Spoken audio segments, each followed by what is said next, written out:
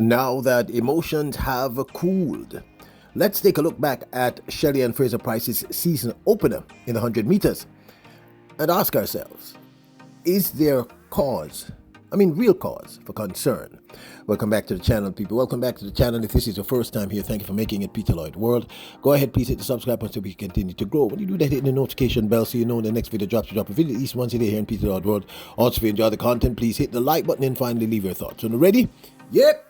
Good to go. Well, after her season opener at the National Stadium at the J3A's French Foray number 3 recently in the 100 meters, where she opened her season at a time of 11.15, running her first public race since her run in the finals of the 4x100 meter relays at last year's World Championships held in Budapest almost 9-10 months ago.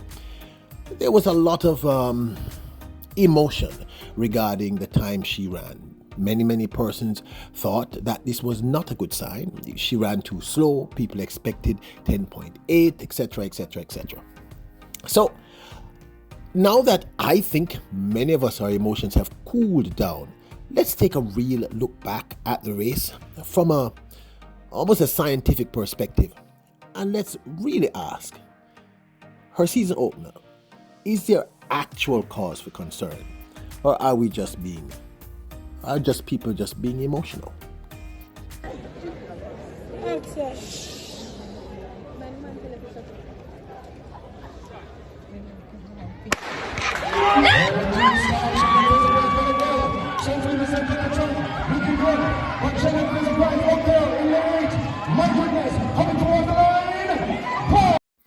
I still think that Shelly-Ann Fraser-Pryce is arguably the greatest female sprinter all time. Hey, maybe the greatest sprinter period all time. And I know many of you will argue and you have your valid points that she's never broken a world record, etc.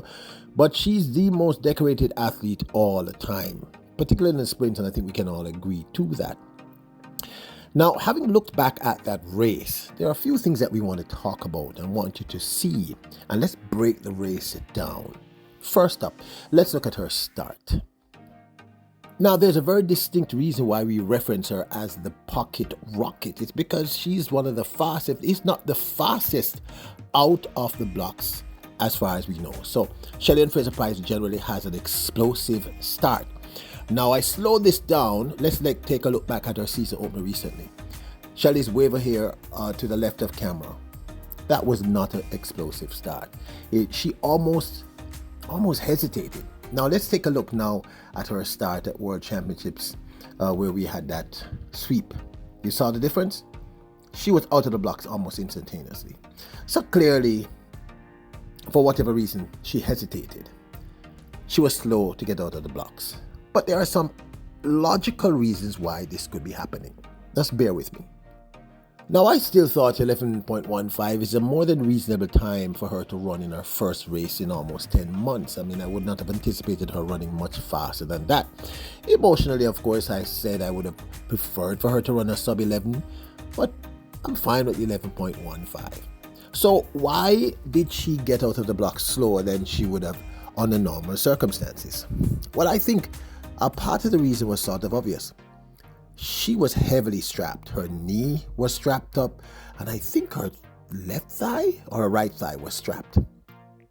Now, Shelly-Ann Fraser-Pryce is 37 years of age, and she's been running since 2009 or something like that. And most athletes have niggles. That's the term Brianna Liston used. Almost all athletes run with some kind of injury consistently, and we know that what happened with her last year was a serious knee issue.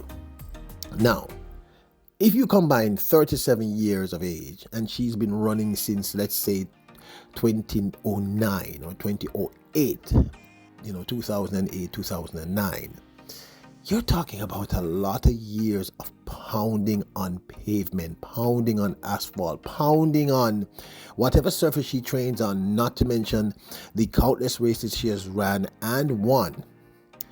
And eventually, there's going to be issues. No matter who you are, unless you're some sort of superhuman being, you're going to have problems. So 37 years of age, all that time running, we saw that her knee was banded, and we know that her knee was one of the problems she had last year. It's kind of understandable that she wouldn't be pushing herself that hard. So let's look at what aging does to sprinters in the knees. Bone. Both men and women lose bone mineral density as we age. Women lose bone at a much faster rate, especially after menopause. These changes make bone much more susceptible to stress fractures as a result of exercise, particularly in athletes older than 50. Luckily, these fractures are relatively rare in the knee and are more common in the feet, tibia, shin, hip, and back. Now, I know she hasn't had menopause yet, and I know she is not yet 50, but keep listening. Meniscus. The meniscus is an important shock-absorbing cartilage in the knee. With age, the meniscus becomes less pliable and has a higher rate of injury due to repetitive activity, underlying repetitive activity. Further, these degenerative tears rarely have the capacity to heal and usually require surgery to remove. And we know that she did, I believe, have surgery last year, if my memory serves me correctly. If not, you still get the point. Just bear with me a little more. Just want to give you all the science. Articular cartilage. This is the firm cartilage that caps the bones in the knee and also acts as underscored a shock absorber. This is a type of cartilage that wears down over time, causing pain. Now, let me just stop. The point I'm making is kind of obvious. At age 37, having run from, as far as I know, 2008 or 2009, Shelly-Ann Fraser-Pryce, let's say she's about 120 pounds. I suspect every time she runs, every time her feet hit the ground, and because she's smaller than most people, clearly she's going to be running. She's going to be hitting the ground more often than a Usain Bolt, who's much taller and takes longer strides. So every time she hits the ground running, in a race, in practice, wherever, she's doing continuous damage to we're just talking about just the knees now. We're not talking about anything else. And by 37, and clearly we saw this problem happen with her at the World Championships last year. By the time she got to the 4x1s, her body couldn't take it anymore. So the way she ran in her opener kind of made sense. It was logical, because I suspect almost every time she runs, she must be in some kind of discomfort, if not outright pain. Just pain. What I'm saying is, just her being around for so long, the damage that we know have been done, we're very certain she had knee issues last year. Strapped up knee looks like she is having it again, and or they believe there may be a problem. She's running injured. I think, if not injured, I mean, I don't mean anything serious, but I'm saying the combination of her age plus the science talking about the wear and tear on the body. Every time she runs, it's her body weight hitting the ground repeatedly. Just think about all that damage, all that's happening to her knees. So the way she opened up her season made kind of sense.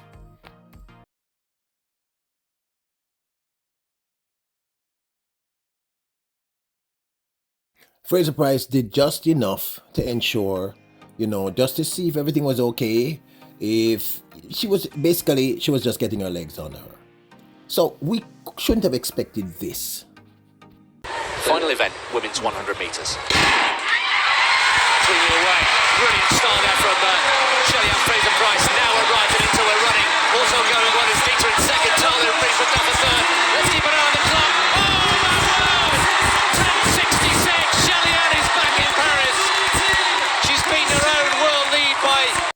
And yes, I know that's what we all wanted to see, but the truth is it's illogical.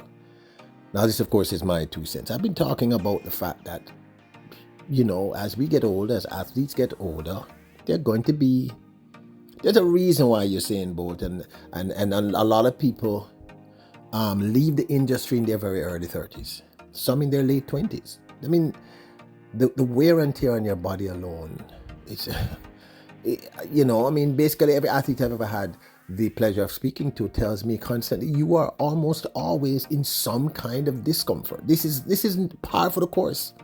There are just those moments when the discomfort or the injury is just so severe you can't function, like what we see happen with Elaine Thompson-Herah. So, is there cause for concern? Well, there are three things I tried to break down, and I hope I'm getting them across. One, at 37, clearly with some sort of injury, the way she opened her season was logical. It made sense. She just did just enough. 11.15 is fine. She has a whole, month to 6 weeks, month to 5 weeks before she gets to Paris Olympic Games. And we saw her open last year at the National Championships, and she did pretty well. Two, am I concerned? I'm a little concerned because she was completely strapped up, people.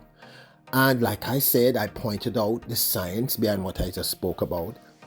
Just the knee injury, and I'm sure that there are other issues, but let's just talk about the knee injury. With age, with every time she hits the tarmac, every time she runs, every time she works out, it's going to create problems. Now, of course, she has a great coach and she has a great team, so they're going to do everything that's possible to mitigate against the injury taking over. But the point I'm making is she's clearly injured. So am I concerned? A tad. But I also think that Shelly-Ann Fraser-Pryce knows how to handle and manage this kind of injury within herself. Because remember, I always say, and this is the third point, running is purely psychological. Physiological, yes, but you have to be able to manage the rounds, manage the pain, have the confidence, etc. And we are sure that Shelly-Ann Fraser-Pryce is not short on confidence. She has years of experience, so she understands her body more than most people, which is one of the reasons why she said this is probably going to be her last Olympic Games. So I think between herself, her coach, who's a brilliant coach, he brought her to run the fastest time she'd ever run in her life, third fastest 100-meter all time, 10.60. I think they have a very serious, very logical plan. What I've been saying, run less races, do not push yourself unless you have no other option.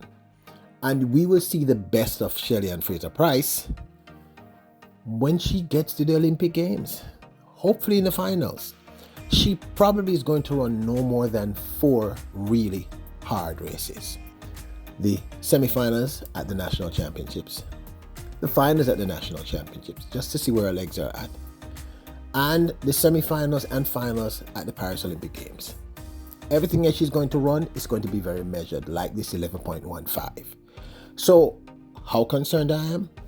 Out of 10, 2. Why? I think she has a plan. She understands her body. She has a great coach. And clearly they're taking the necessary steps to mitigate against the injuries, against her age, against her recovery period, because that's another thing I wanted to bring up. As you get older, it gets harder for you to recover from injury. That's just facts. Try to remember those of you who are over 40. Back in the day, you would go out all night, hang out, have fun, get up the following day and go to work or go to classes, and you'll be able to function. Try that now in your 40s and 50s.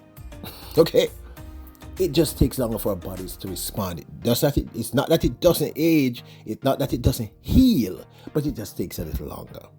So she's going to run less races. I've been saying this for 2 years, and I've been right so far, because they don't want to push her body beyond its limit. They don't want to create any situations where she gets an unnecessary injury, like what happened last year when she went to do that first race before the Cape Kenya Classic, because that's where she got injured at the Russia to Italy. They're trying to mitigate against that. So, cause for concern? Yes, only in the sense that she's 37. Clearly there's an issue.